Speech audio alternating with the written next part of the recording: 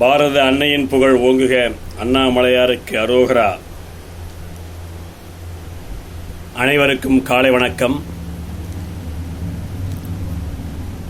சட்டசபையிலேயே முதல் நாளிலோ அது இரண்டாவது நாளிலோ சனாதனத்தை ஒழிப்பேன் என்று இப்போதைய எதிர்க்கட்சித் தலைவர் உதயநிதி அவர்கள் கூறியிருந்தார். அதற்கு முதல்வரும் பார்த்து கொண்டிருந்தார். ஆனால் உடனடியாக அவர் எழுந்து அதற்கான எந்த ரியாக்ஷனும் செய்யவில்லை. ஒரு சட்டசபையிலேயே ஒரு மதத்தை இழிவாக பேசுகின்றவர் என்ற சூழ்நிலையில் இப்போது தமிழகம் இருந்து கொண்டிருக்கிறது. இனி அவர் அது மாதிரி பேசக்கூடாது. அது பேசுவதை முதல்வர் அவர்கள் அனுமதிக்கக்கூடாது.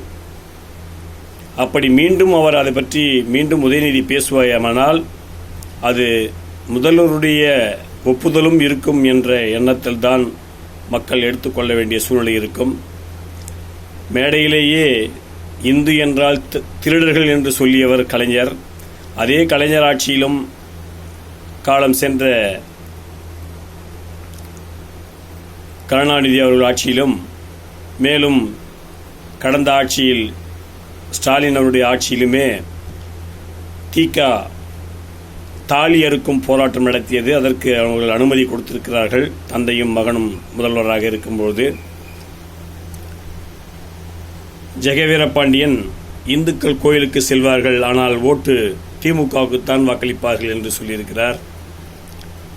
அதுபோல சனாதனத்தை ஒழிப்போம் என்று ஒரு மேடையிலேயே அமைச்சராக இருக்கும்போது உதயநிதி அவர்கள் சொல்லியிருக்கிறார்.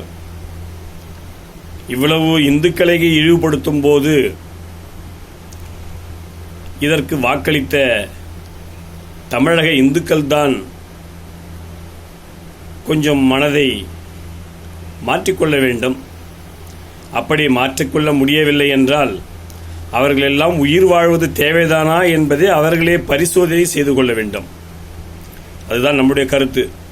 நம்முடைய மதத்தை இழிவுபடுத்துபவர்களுக்கு மீண்டும் நீங்கள் வாக்களிக்க வேண்டுமானால் நீங்கள் இருப்பதா வேண்டாமா என்றதை நீங்களே முடிவு செய்து கொள்ளுங்கள். இதுதான் என்னுடைய நிலைப்பாடு. ஆகையினால் தமிழக மக்கள்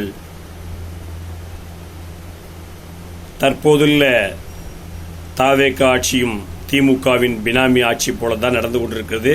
அவர்கள் என்ன செய்தார்களோ அதை தான் செய்து கொண்டிருக்கிறார்கள். ஆகையினால் தாவேகாவுக்கு வாக்களித்த இந்துக்களும் மீண்டும் தாவேகாவுக்கு தான் வாக்களிக்க வேண்டுமா என்பதை நீங்களும் கொஞ்சம் சுய பரிசோதனை செய்து கொள்ள வேண்டும். என்றால் இது இந்து மதத்தை இழிவுபடுத்தும் செயல்பாடுகள் தான் தமிழகத்திலே அரங்கேற்றிக் கொண்டிருக்கிறது. இதற்கெல்லாம் ஒரு விடுவு காலம் என்றால் என் தலைவன் திரு அண்ணாமலைஜி அவர்கள் தமிழகத்தின் முதலமைச்சராக வர வேண்டும். அப்பொழுதுதான் இந்த பிரச்சனைக்கெல்லாம் தீர்வு ஏற்படும் என்பதை நான் மீண்டும் அழுத்தம் திருத்தமாக சொல்லிக்கொள்ள விரும்புகிறேன். அனைவரும் இந்த தேசத்தின் பிள்ளைகள், பாரத அன்னையின் பிள்ளைகளாக இருக்க வேண்டும். நம் நாடு உலகத்தில் வல்லரசாக மாற வேண்டும். அதற்காக உழைத்துக் கொண்டிருக்கும் எம் தலைவர் திரு நரேந்திர மோடிஜி, உலகத் தலைவர் நரேந்திர மோடிஜி அவர்களின் ஆணைக்கிணங்க தமிழகத்தில் பிஜேபி ஆட்சி அடுத்து மலர வேண்டும். அதற்கு தமிழக மக்கள், தமிழக இந்து மக்கள், இந்து தர்மத்தை விரும்பும் மக்கள் அனைவரும் ஒன்று சேர வேண்டும் என்பதே இப்போதுள்ள சூழ்நிலையை நீங்கள் தெரிந்து கொள்ள வேண்டும் என்று மீண்டும் உங்களுக்கு நான் ஞாபகம் செய்து, மீண்டும் இந்த தமிழக மக்கள், இந்து தர்மத்தை நேசிக்கும் இந்துக்கள் திமுகவுக்கும் தாவேகாவுக்கும் வாக்களிக்க வேண்டுமா என்பதை நீங்கள் உறுதி செய்ய வேண்டும். அளிப்பது சரிதானா அல்லது நீங்கள் இருப்பதே சரிதானா என்பதை கூட நீங்கள் மறுசுழற்சி செய்ய வேண்டும் என்று மீண்டும் இந்த தமிழக இந்து மக்களை மன்றாடி கேட்டுக்கொள்கிறேன்.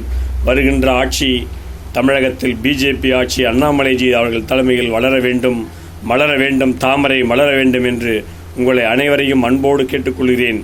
உத்திரமேரூர் கிழக்கு ஒன்றிய பாரதிய ஜனதா கட்சியின் துணைத் தலைவர் அன்னாத்தூர் கே குணசேகரன். அதில் நான் போக்குவரத்து அமைச்சராக செயல்பட ஆர்வமாய் இருக்கிறேன் என்பதையும் இத்தருணத்திலே உங்களுக்கு நான் சொல்லிக்கொள்ள விரும்புகிறேன். தமிழகத்தில் பிஜேபி ஆட்சி அமையும் போது நான் போக்குவரத்து அமைச்சராக வேண்டும் என்பது என்னுடைய ஆசை. அதையும் திரு அண்ணாமலைஜி அவர்களுக்கு நான் சொல்லிக்கொள்ள விரும்புகிறேன். பாரத அன்னையின் புகழ் ஓங்குக. பாரத் மாதா கி ஜெய்.